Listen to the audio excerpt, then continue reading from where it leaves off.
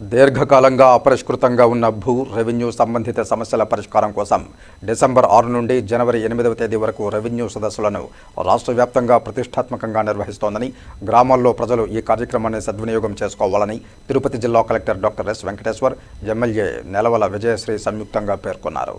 శుక్రవారం మధ్యాహ్నం సూళ్లూరుపేట నియోజకవర్గం స్థానిక నాయుడుపేట వెన్నమాల గ్రామంలో ఏర్పాటు చేసిన రెవెన్యూ సదస్సులో సూళ్లూరుపేట ఎమ్మెల్యే నెలవల విజయశ్రీ, ఆర్డీఓ కిరణ్మయి తదితర సంబంధిత అధికారులతో కలిసి కలెక్టర్ పాల్గొన్నారు.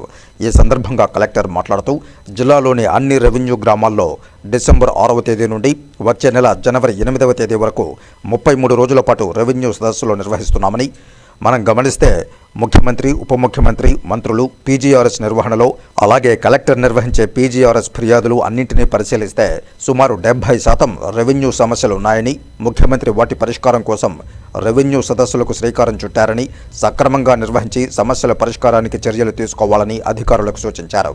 కూటమి ప్రభుత్వం ఏర్పడ్డాక ముఖ్యమంత్రి చేసిన తొలి 5 సంతకాల్లో ల్యాండ్ టైటిలింగ్ యాక్ట్ రద్దు చేయడం జరిగిందని, తద్వారా రీసర్వే, ఫ్రీ హోల్డ్ చేసిన భూముల అవకతవకలపై పరిష్కారం కోసం రెవెన్యూ సదస్సులకు శ్రీకారం చుట్టడం జరిగిందని తెలిపారు. ఇది కూటమి ప్రభుత్వ నిబద్ధతకు నిదర్శనమని తెలిపారు. రెవెన్యూ సంబంధిత భూ సమస్యల పరిష్కారం ద్వారా గ్రామాల్లో తగాదాలు తగ్గిపోయి శాంతి భద్రతలు కూడా మెరుగుపడతాయని సూచించారు.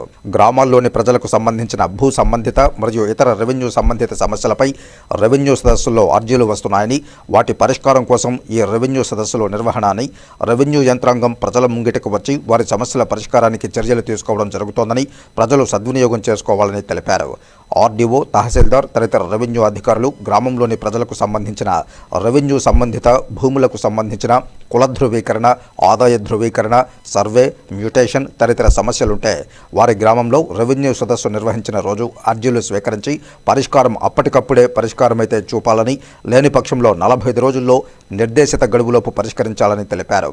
ప్రీహోల్డ్ మరియు సెక్షన్ 22A తదితర రెవెన్యూ సమస్యలను పరిష్కరించే దిశలో రెవెన్యూ అధికార యంత్రాంగం పరిష్కార దిశగా చర్యలు తీసుకోవాలని తెలిపారు. ఈ రెవెన్యూ సదస్సుల వేదిక రెవెన్యూ సంబంధిత సమస్యల పరిష్కారానికి చక్కగా ఉపయోగపడతాయని తహసీల్దార్, రెవెన్యూ ఇన్స్పెక్టర్, సంబంధిత గ్రామాల వీఆర్ఓ, మండల సర్వేయర్, రిజిస్ట్రేషన్ శాఖ ప్రతినిధి, అవసరమైన చోట్ల అటవీ, దేవాదాయ శాఖ, వక్ఫ్ బోర్డు సిబ్బందితో కూడిన ఈ అధికార బృందాలు ఈ కార్యక్రమంలో పాల్గొంటాయని తెలిపారు. రెవెన్యూ సదస్సు నిర్వహించే రోజున వచ్చే అర్జీలకు ఎలాంటి రుసుము చెల్లించాల్సిన అవసరం లేదని, ఉదాహరణకు సర్వే, అడంగల్ 1B రికార్డు, కుల ధృవీకరణ పత్రం, ఆదాయ ధృవీకరణ పత్రం, మ్యూటేషన్, పేరు సవరణ తదితర పత్రాలకు ఎలాంటి రుసుము చెల్లించాల్సిన అవసరం లేదని, ఆ రోజు మినహా మిగిలిన రోజుల్లో వచ్చే అర్జీలకు నిర్దేశిత రుసుములు చెల్లించాల్సి ఉంటుందని తెలిపారు. ఈ సమావేశంలో తహసీల్దార్ రాజేంద్ర, ఎంపీడీఓ తదితర అధికారులు, ప్రజాప్రతినిధులు పాల్గొన్నారు. ముందుగా 5 సంతకాలు చేశారు. అందులో ఒక సంతకం వచ్చేసి ఏదైతే భూ హక్కు చట్టం, ల్యాండ్ టైటిలింగ్ యాక్ట్ ని రద్దు చేయడం అనేది ఒక సంతకం. ఏమంటే ఈ ల్యాండ్ టైటిలింగ్ యాక్ట్ వల్ల, అదేవిధంగా రీసర్వే కార్యక్రమం వల్ల, అదేవిధంగా ఫ్రీ హోల్డ్ భూములు ఏదైతే ఫ్రీ హోల్డ్ చేశామో ఇవన్నీ సరిగా జరగలేదనే ఉద్దేశంతో ఆ చట్టాన్ని రద్దు చేశారు. ఫ్రీ హోల్డ్ ని కూడా ప్రస్తుతానికి ఇంకా రీవెరిఫికేషన్ చేసి తర్వాత గైడ్ లైన్స్ కూడా ఇప్పుడు ఇవ్వబోతున్నారు. అదేవిధంగా గౌరవ ముఖ్యమంత్రి గారు, ఉప ముఖ్యమంత్రి గారు, మిగతా మంత్రివర్గ సభ్యులందరూ, గౌరవ శాసనసభ్యులు వీళ్ళందరూ కూడా మనకి విజయవాడలోనే కాకుండా మిగతా వారి నియోజకవర్గాల్లో కూడా గడిచిన 6 నెలల్లో గ్రీవెన్స్ తీసుకుంటున్నాం. గ్రీవెన్స్ అంటే మనకి అక్కడ కూర్చొని ప్రజల నుంచి వినతులు తీసుకుంటున్నాం.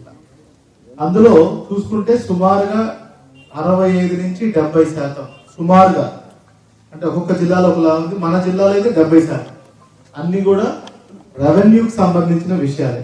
అంటే భూ సమస్యలు కానీ, సర్వే డిస్ప్యూట్లు కానీ, లేదంటే ఎంక్రోచ్మెంట్ కానీ, లేదంటే ల్యాండ్ గ్రాబింగ్ కానీ, ఇట్లా రకరకాలైనటువంటి రెవెన్యూ సమస్యలనే ఎక్కువగా కూడా గుర్తించడం జరిగింది. అందుకని గౌరవ ముఖ్యమంత్రి గారు ఆలోచన ఏం చేశారంటే, ఇన్ని రెవెన్యూ సమస్యలు ఉన్నప్పుడు ప్రజలే ప్రతిసారి అధికారుల దగ్గరకు కానీ, ప్రజాప్రతినిధుల దగ్గరకు కానీ వెళ్లాల్సిన అవసరం ఏముంది, ఒక రెవెన్యూ సదస్సులు అనేది మనం పెట్టుకుందాం. రెవెన్యూ సదస్సులను పెట్టుకొని మొత్తం అధికార యంత్రాంగం, ప్రజాప్రతినిధులు కలిసి విలేజెస్కే వస్తారు, ఊర్లోకే వస్తారు, రెవెన్యూ విలేజ్లకే వస్తారు. ఆ రోజు అందరు అధికారులు కూడా ఉంటారు.